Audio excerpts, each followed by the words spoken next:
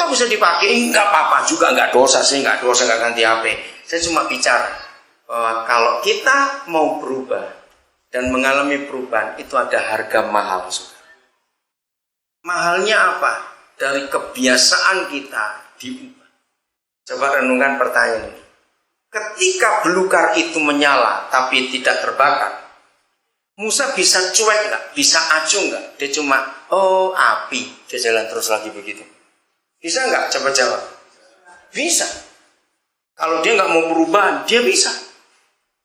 Nah inilah konsep yang perlu kita ubah dalam kehidupan kita kalau kita jumpa Bapa di surga. Ada banyak perubahan yang dia sediakan buat kita. Maka itu orang yang selalu merasa mapan, merasa nyaman di zona nyamannya, nggak mau berubah, ya sudah. Dia sulit mengalami hal baru dalam hidupnya. Karena perubahan itu ambil risiko yang cukup besar.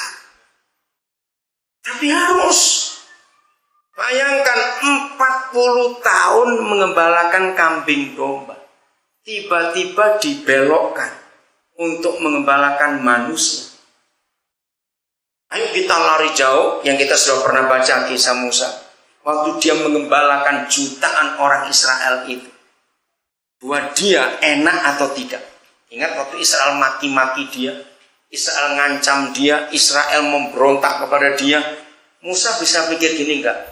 Tuhan ngapain Tuhan suruh saya begini? Lebih enak mengembalakan kambing domba mertua, enggak tanggung jawab apa-apa. Betul atau tidak? Ya, toh yang perlu cuma laporan, beranak sekian mati sekian, dah gitu saja. Milik mertua nggak milik sendiri, nggak ada tanggung jawab yang berat.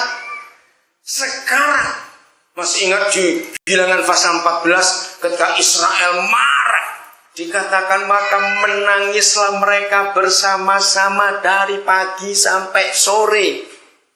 Ayo, siapa yang pernah punya anak nangis 3 jam nggak mau berhenti? Kira-kira gimana? Untung kamu anak ya. Maksudnya apa ayo? Kan 3 jam nangis nggak berhenti tuh. Ini 3 juta orang nangis bareng dari pagi sampai sore. Kalau itu paduan suara masih lumayan. Musa sempat marah. Kalau tuh ada orang nguras laut ngasih makan ikan untuk kamu sebanyak itu, siapa yang bisa? Mau motong berapa juta atau berapa ribu sapi dan kambing semua untuk beri makan kamu? Bayangkan, saudara, untung Musa nggak punya darah tinggi. Kalau dia punya darah tinggi langsung stroke gitu sih, gembalakan orang begitu banyak. Nah, saya berpikir kalau Musa kayak kita, Tuhan, aku kan nggak pernah minta untuk aku beralih. Aku senang kok mengembalakan kambing domba mertua ini, nggak repot-repot, nggak ikut punya juga.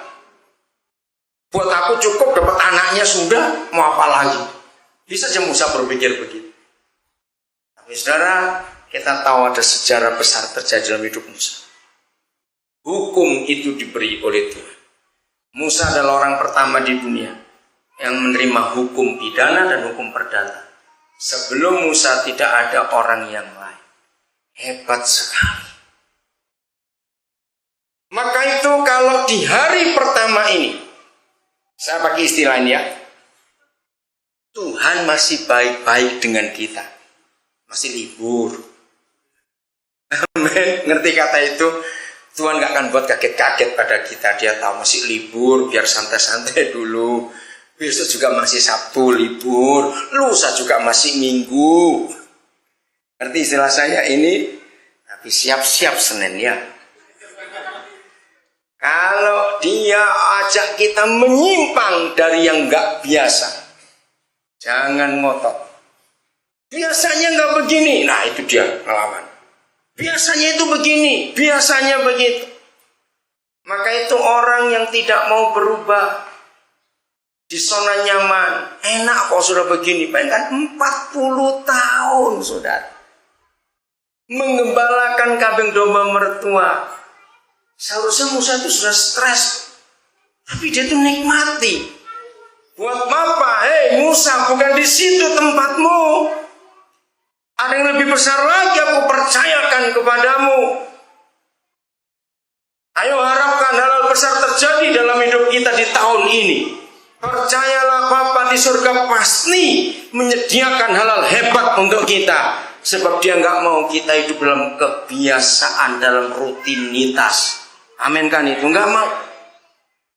Sebab buat dia selalu ada hal baru yang dia sediakan buat kita.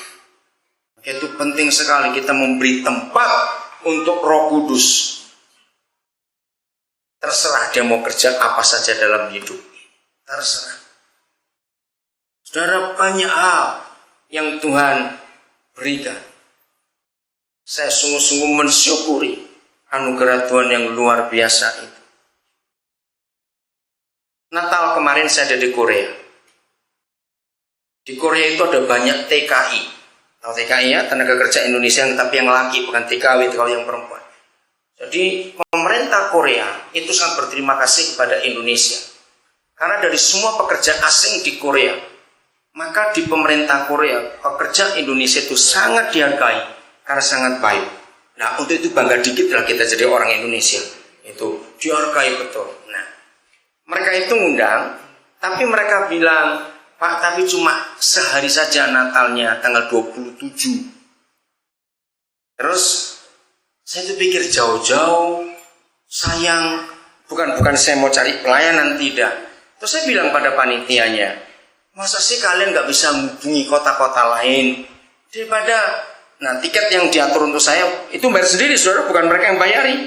Ya, saya bayar sendiri. Saya bersama dengan seorang anak Tuhan dari Sydney, kami berangkat berdua. Nah, saya bilang, cobalah kamu tanya, sampai 3 hari yang terakhir sebelum saya berangkat, masih nggak ada jawaban. 25 itu nggak libur. Korea itu nggak libur. Ya, walaupun Kristennya banyak, tapi mereka bukan negara Kristen. Untuk tahun baru saja libur cuma tanggal 1. Jadi mereka itu kerja semua. Ya sudah kalau begitu. Nah, saya bilang pada teman di Sydney, kita cuma satu pelayanan. Nah, waktu itu pun saya sudah bilang sebelum dia bayar tiket, kamu apa nggak rugi? Bayar tiket $1.000 sekian, cuma sekali saja pelayanan itu. Kalau buat saya nggak apa-apa. Karena buat saya, 1 jiwa pun saya akan layani. Nah, saudara, tapi saya menyiapkan diri, Bapak terserah. Tuhan mau buat apa. Nah, kami tiba tanggal 25, karena kami cari tiket yang cukup murah, jadi pas berangkat 25, kami tiba 25 juga. Nah, saudara, ternyata Tuhan tunjukkan, bisa kumpul. Walaupun cuma 3 orang. Ya, 6 dengan kami. Nggak apa-apa buat saya. Di kamar hotel tempat kami nginap. Jadi pas tanggal 25 itu luar biasa Tuhan hadir. Nah, panitia saya heran. Jadi Bapak bisa begini, kenapa tidak? Buat saya nggak harus kebaktian besar, tidak. 1 orang pun dilayani. Nah, 26 ternyata ada satu kota, namanya kota Changwon itu buat Natal, dan mereka belum dapat pendeta. Jadi mendadak. Jadi 26 pagi kami langsung berangkat ke kota itu. Dari kota Seoul kami berangkat. Wah, Tuhan bekerja luar biasa. Mereka senang sekali kok bisa mendadak begini.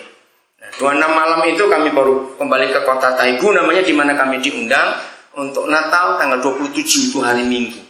Ternyata pagi Natal mereka jam 1. Jam 10 sudah pada kumpul dari kota-kota lain datang. Saya bilang, ini orang sebanyak ini suruh jam 1 kan sayang. Terus panitia tanya, Bapak maunya apa? Ya kumpulkan dong. Sayang, bukan begitu dingin sekali, sore itu -12, saudara. Daripada kedinginan gak tahu ngapain. Terus saya bilang, coba tanya pendeta itu di gereja Korea, ada ruangan gak kita bisa pakai? Dengan cepat, saudara, bisa kumpul. Tahu? 38 orang. Jam 10 kami buat ibadah. Wah, ini panitianya heran sekali. Dia senang. Jam 1 waktu Natal, datang dari kota-kota lain, senang sekali. Terus saya tuh mikir, besok hari Senin saya tuh nganggur lagi. Selasa saya baru pulang. Nah, terus saya tanya pimpinan yang di kota Changwon yang tanggal 26 ada ibadah. 26 besok kalian ngapain? Ya kerja. Oh, kerja. Tapi ada nggak 2-3 orang? Kenapa? Ayo saya kumpul lagi yuk. Loh, Bapak kan di Taegu. Harus naik bis lagi, nggak apa-apa, saya kesana lagi. Terus saya panggil panitia. Kalau besok malam kalian di kota Taigu tidak ada apa-apa, boleh nggak kami ke Cangwon? Boleh kalau Bapak mau.